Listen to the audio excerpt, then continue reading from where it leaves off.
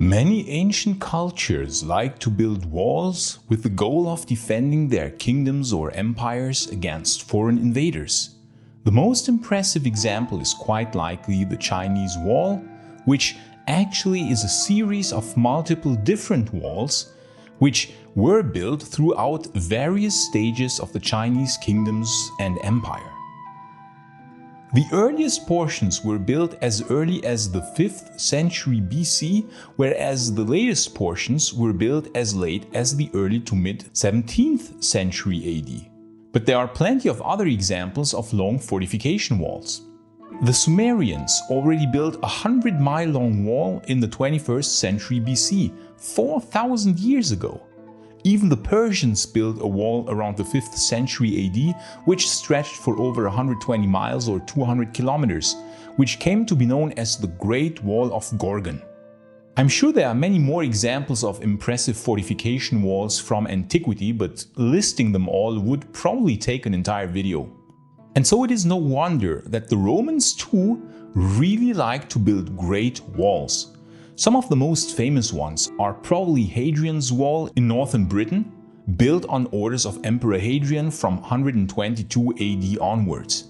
And there is also the lesser-known Antonine Wall, begun on orders of Emperor Antoninus in AD 142. Then there's also the Roman limes in today's southwestern Germany, which was strictly speaking not a wall, but a series of ditches, ramparts, wall sections, watchtowers and legionary forts, stretching over a length of about 180 kilometers. And of course, the Romans built very impressive city walls, such as the imposing Aurelian walls of Rome that are still standing to this day in many parts of the city. And of course, the almost impregnable Theodosian walls of Constantinople, which had made Constantinople an incredible bulwark of a city, thus allowing it to be successfully defended against many invaders. But a Roman fortification wall that has been almost completely forgotten is the Anastasian Wall. If you happen to be in Turkey and you drive about 65 kilometers or 40 miles to the west of Istanbul, then you will find, especially towards the Black Sea coast, quite well preserved remnants of a wall which must have been quite impressive in its prime. In its zenith, this wall boasted a total length of 56 kilometers or 35 miles, had a thickness of 3.3 meters or 11 feet, and a height of on average 5 meters or 16 feet. To put this into perspective, this was about half the length of Hadrian's Wall, but it was 1 meter or 3 feet thicker and over 1 meter or 3 feet taller than Hadrian's Wall. According to Procopius, it took 2 days to travel from one end of the Anastasian Wall to the other. On its top was a continuous walkway equipped on both sides with battlements serving as parapets. In front of the wall, a ditch was dug on the enemy side as an obstacle to approaching forces. Like the older city walls of Constantinople, the wall had towers placed in regular intervals, and these towers had either a rectangular or a pentagonal base. The structure itself was built with regularly arranged layers of bricks and stones. Small fortresses were spaced 3.5 kilometers apart along the length of the entire wall and housed the guard units. In the central sector of the wall was also a large fort measuring 250 by 300 meters. So we are talking about a quite formidable fortification wall which could rival even the most impressive walls which the Romans had built in their prime. And now to something different. The SPQR Shop. They make amazing rings, amazing pendants, attributes, terracottas, coin replicas. They make a lot of wonderful replicas of Roman items, and it's all 100% handcrafted. Let me tell you, the level of craftsmanship is absolutely incredible. You can even buy the one and only Maiorianus ring, and you can only get it on the SPQR Shop. But there are of course many other rings and amazing items that the SPQR Shop crafts with an incredible attention to detail. And with a code in the description, you will get a 20%, I repeat, a 20% price reduction on every purchase on the SPQR Shop. So don't hesitate and buy something nice for you or someone else as a present who also happens to like Roman history. Thanks for your attention and back to the video. But when was this wall built? Well, as the name implies, most likely during the reign of the Emperor Anastasius I. Some even believe that sections of the wall might have been built before that. In the Vita of Saint Daniel the Stylite from the time of Emperor Leo I, as well as in a fragment from the historical work of the historian Malchus from the late 5th century, there is also mention of a long wall. However, in antiquity, several such structures existed much earlier, such as the famous defensive wall of the harbor facilities of Athens in Piraeus and Phaleron. The Gallipoli Peninsula was protected from the mainland by a defensive wall, known as the Chersonesus Wall, which was already constructed in the late 6th century BC under Miltiades the Elder. It is likely that the references in the Vita of Daniel and by Malchus refer to this previously existing structure. Constantinople was attacked and besieged several times in the 5th century, but outlying walls were not mentioned by contemporary sources. The situation was different though around the year 500, when the wall of Anastasius repeatedly played a crucial role in the accounts of chroniclers. Archaeological investigations have clearly demonstrated that this wall dates back to the time of Anastasius. Anastasius dissolved the Diocese of Thrace and placed the area between the wall and Constantinople under the authority of two vicarii, officials of the civil administration who were subordinate to the Praefectus Praetorio Orientis. However, the division of oversight between the two vicarii did not prove successful in the long run, as in 535 Justinian established the office of a Praetor Justinianus in Thrace, thus ending again the office of the two vicarii not long after it had been established by Anastasius. Additionally, some fortresses and cities on the Black Sea coast and the lower Danube were rebuilt or reinforced, as mentioned by Procopius of Caesarea in his work on buildings.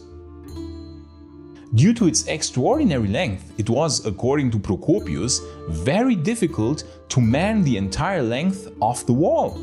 For this reason, he praised Emperor Justinian in his work for having strengthened the guard forces. Nevertheless, the Proto-Bulgarians and Kutrigors managed to overcome it without much effort in 540 and 559 respectively, as the empire suffered from a chronic shortage of trained soldiers, especially after the Justinianic plague of 541 and following years. And in addition, an earthquake in 557 had caused significant damage to the wall. Despite the apparent haste in its construction, the wall's execution meets the usual quality standards for late antique Roman fortifications, as evidenced by the inner side that had been manufactured by very even rectangular stone blocks. In 558, it was thanks to the masterful strategic skill of Flavius Belisarius that the emperor was spared a catastrophic defeat when, in his last official act as a general, he saved the city of Constantinople from a Kutrigur invasion. But unfortunately, in this Kutrigur invasion, the Anastasian wall proved to be not extremely effective because, as we mentioned before, it had been damaged by earthquakes in 557. So after this, Justinian personally traveled to Selymbria, a town directly at the southern end of the Anastasian wall, in order to oversee the reconstruction of the Long Wall himself. This indicates that the wall held great importance for him, as the emperor was known to rarely leave Constantinople. Later, from 577 to 619, attacks by the Avars and Slavs on the wall were repeatedly repelled. And in the last video I talked about how the Excubitors under Emperor Maurice heroically defended the wall against the Avars in 598. However, in 626, The wall was overrun by the Avars, as almost the entire Eastern Roman army under Emperor Heraclius was on a campaign against the Persians. This was really unfortunate timing, and we can assume that in that year the wall was minimally defended with very few guards stationed there. The Avars then proceeded and laid siege to Constantinople, but were ultimately repelled with the mobilization of all available forces. Although the Wall of Anastasius was repeatedly mentioned in later sources and apparently continued to be maintained, it seems to have played little role in the defense of the capital in the following decades. So at some point in the later 7th century, it was finally abandoned, as it proved to be too ineffective overall, and due to the increasingly scarce resources of the empire, no personnel or funds could be allocated for its upkeep.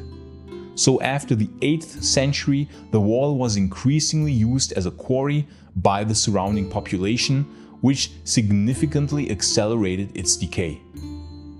So this wall too, like all other great walls that had been built throughout human history, ultimately proved ineffective in decisively repelling incoming attacks over the course of many centuries.